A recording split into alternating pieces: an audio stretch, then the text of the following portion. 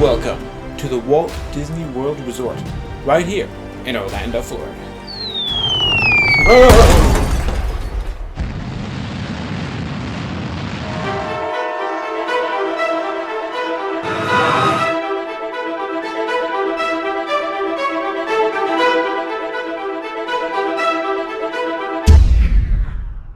This ride has stopped temporarily and will resume motion at any time.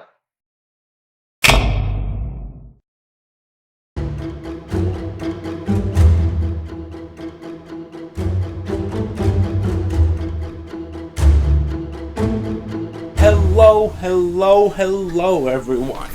I am Dr. Marc Stoufer III, and I'd like to welcome all of you to the Science of Disney. For the next 20-ish minutes, I will be showing you how the Disney theme parks use the amazing world of science with the help of my buddy, Sal the Skeleton. Everybody say hi, Sal. Say hi, Sal. Fantastic. Let's start our field trip at Big Thunder Mountain Railroad.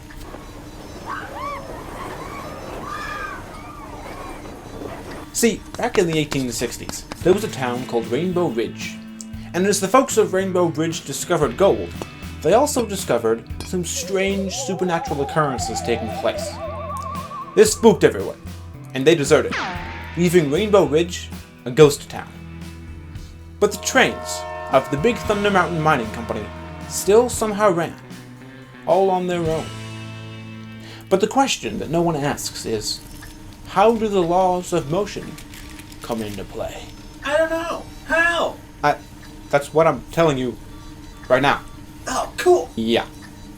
Anyway, a couple hundred years before the gold rush in Rainbow Ridge, a young man named Isaac Newton would be born in England, and he would discover some laws of motion.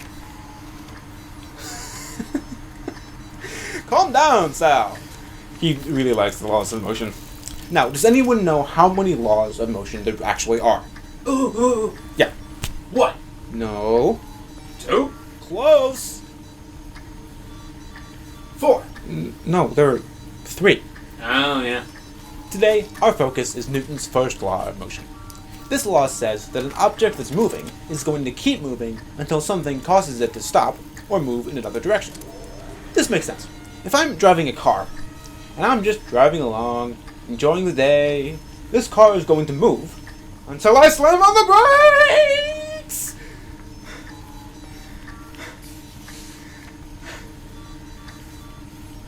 Then it will stop. Okay. But it's not just when something stops that this comes into play.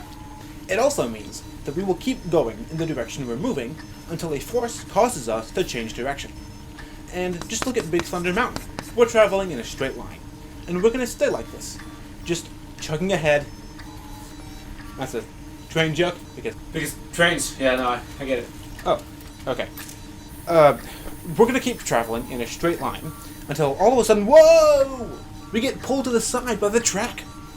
Now we're going in a different direction. Newton's law explains why.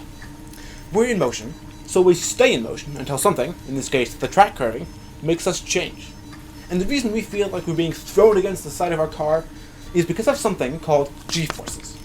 G-force stands for gravity force, and can work in both up and down and side to side. So, as we get rotated by the track, the impact of that force change on us throws us to the side. Thank you, G-forces! Everybody say thank you, G-forces! Speaking of G-forces, look at that goat. You want to talk about goats? What? Sure. Let's talk about goats.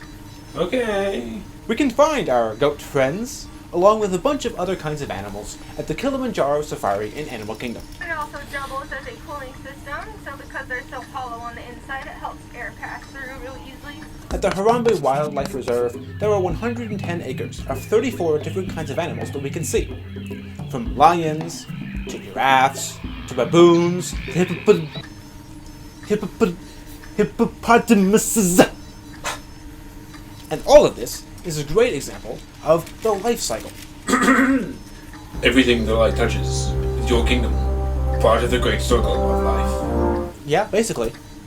Every animal is born, grows up, and then eventually dies. But before they do, they often reproduce and have children that are born, grow up, and then die. But they have kids that do the same thing. And all this keeps going on and on and on in the life cycle. But don't some animals go extinct? They do sometimes. Things like population damage and overhunting sometimes mean that animals become endangered, or even extinct. But that's where the safari comes into play. Take the okapi. It's a relative to the giraffe that doesn't really look like a giraffe. In the past couple years, though, it's become endangered. Oh no! But luckily, the people at Disney were able to bring some okapi into the safari, where they have plenty of room to live and reproduce, so hopefully they can come back from being endangered. Plus, they have a well-maintained habitat that humans aren't always disrupting. But won't the other animals fight with them? Not really. While animals do get into fights, for the most part, they live in environments that work for them, and they've adapted to fit where they live. How so? Well, look at the zebra. Okay. What? You told me to look at it, so I am. With the zebra, they developed those iconic stripes, so that when they're in a group, it's hard to tell any of them apart. They stay safe by blending together. Whoa! How does that even happen? These adaptations are what's known as inherited and acquired traits. Animals discover what they need to survive and try to adapt so they can. Oh! It's survival of the fittest. How'd you do that?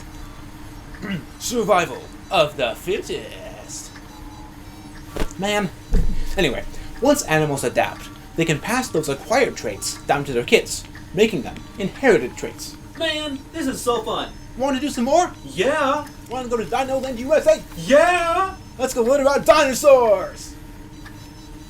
What? Do you not like dinosaurs? Huh.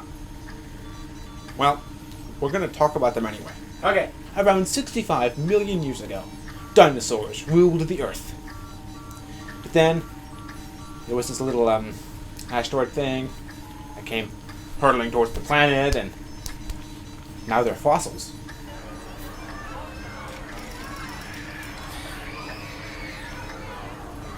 There are several different kinds of fossils. Trace fossils, which are things like footprints, and body fossils, which are actually parts of the animal. Hey, Sal, are you a fossil? I thought so. Fossils are formed when an animal, like a dinosaur, dies, and their body is covered in a pile of rocks. Those rocks can fill in and cover all the hard parts of their body, like bones and teeth, preserving them under the ground. Then, millions and millions of years later, we can dig into the ground and find these perfectly preserved fossils. That's really cool. Yeah. One question. What's up? I changed my mind. Animals are boring. Can we do something more exciting? How about Expedition Everest? Well, it depends. What is that? In Expedition Everest, you venture up the mountain. The Everest one? Yes, That's what I thought. Anyway, you were saying?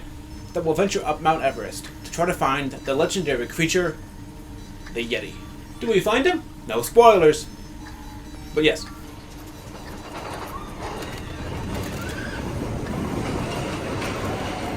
But what's more exciting is that Expedition Everest is a perfect illustration of both speed and direction. See, you start the ride going fairly slowly through the scenery at the base of the mountain. That actually sounds very nice. But then, you go up the track, through the mountain, all the way to the top, speeding in and out of it. Whoa! Fun! But in addition to showing that things can go at different speeds, Expedition Everest also demonstrates that things can go in different directions. Because while you're speeding along, you suddenly come to a spot where the track has been ripped up by the Yeti. Uh-oh. That's not very nice. Why would he do that? I don't know. But more importantly, we're stuck at the top of this mountain. Oh yeah. How are we gonna get back down? There's only one way. We've made it this far going forwards, but now we have to go backwards.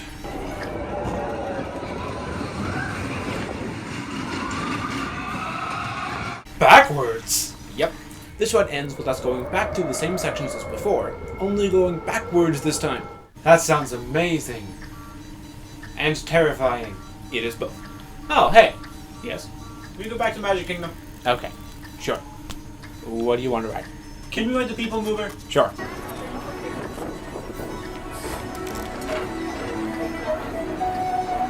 The People Mover in Tomorrowland actually works due to the force of magnetism, also known as the force of attraction. Ew! No, not that kind of attraction. Magnetism is the force of attraction, or repulsion, between two special kinds of materials. Do you know what kind of materials share those properties? A Hallmark movie. What? No, a magnet. Huh. Not everything is a magnet, but some materials, like iron, cobalt, and nickel, have more magnetic materials. Every magnet has a north pole and a south pole. The north pole isn't drawn to another north pole, and the south pole isn't drawn to another south pole. But a north pole and a south pole, there's definitely some attraction here. Eh? No, So, can we go to the People Mover now? we were just heading there. The People Mover takes you high above Tomorrowland on a relaxing ride, and it does so with the help of magnets, specifically a kind known as electromagnets. Electromagnets use the power of magnetism as a source of electricity. Do you remember how the north and south poles of a magnet are attracted to each other? Well, the track for the People Mover actually has magnets embedded in it. As a car approaches one of the magnets, the opposite poles push the car forward so it can reach the next magnet, which will then push it more. With all of these magnets, the People Mover cars can keep moving people on a smooth ride above the future. Hey, can we go to Disneyland? How are we supposed to go to Disneyland? We're in Florida. Like this. Whoa. How'd you do that? Magic. Wow. Well, here in Disneyland, we can visit the Matterhorn Mountain, home to the Matterhorn bobsleds.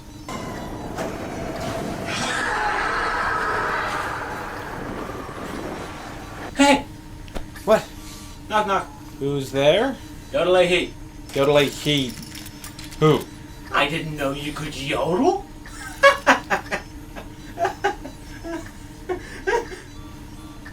The Matterhorn bobsleds are a great example of friction. This ride is different than most because it was built in 1959, and once you're up to the highest point on the coaster, there's no power to keep you going. Speeding up and going around is just because of momentum and those g-forces from earlier. But we can't just keep speeding up forever. That would be bad. So the mountain has what are called friction pads. When a car rides over one of these friction pads, it helps the car slow down, due to the power of friction. But what is friction? Good question. Friction is the force of one material rubbing against another. If you rub your hand on carpet, the heat that you feel is a side effect of the force of friction. And that same force can be used to slow down the cars on the Matterhorn. Cool. Can we go back to Disney World now? What? I want to go to Hollywood Studios. Okay. Snap your fingers or whatever. No, I want to take the long way. Okay. Be right back, I guess.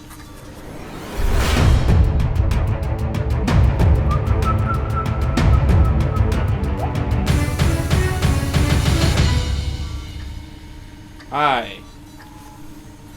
Here at Disney's Hollywood Studios, we're going to talk about gravity in an attraction called the Tower of Terror, where you board the old service elevator of a haunted hotel.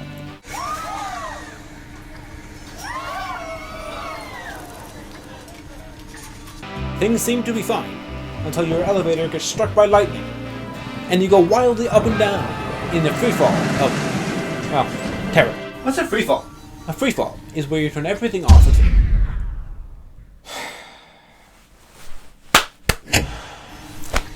You turn every force off except for gravity. This means that gravity is the only thing affecting us, leading us into an uninterrupted fall. But that's not actually what's happening here. What? See, the problem with a freefall is that it's very unsafe. If you fall from 13 stories up, it's hard to be sure you won't get hurt when you get to the ground. So you actually aren't falling at all. The elevator car you're in is actually attached to a cable that pulls you down towards the ground faster than a pure gravity-caused freefall. And while you're falling, those g-forces from before make you feel like you're being pulled from your seat. That's why it's important to always wear a seatbelt. You know what else is important? Going to Paris. Can we go to Paris? Fine. But can we please not take the long way this time? No, let's take the long way.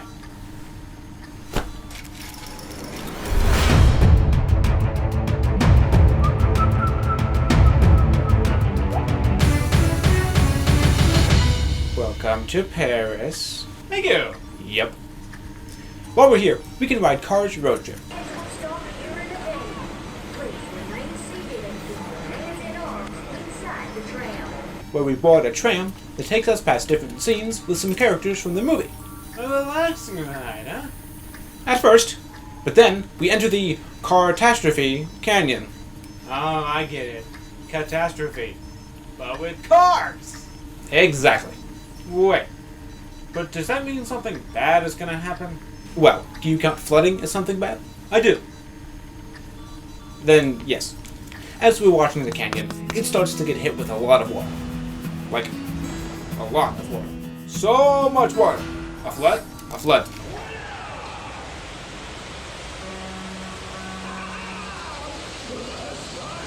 But what's the difference between a flood and just some heavy rain? Well, basically, rain is when water falls from the sky. But it's not a flood until that water spills onto the land, just like it does in Catastrophe Canyon. Hey, is that car gonna be okay? Oh yeah, don't worry. Disney has plenty of systems to suck the water back up at the end to make sure everyone stays perfectly safe. Nice. Hey, I want to go back to Hollywood Studios. Oh, now we can take the short way. What else can we do while we're here? Well, we can ride Slinky Dog Dash in Toy Story Land.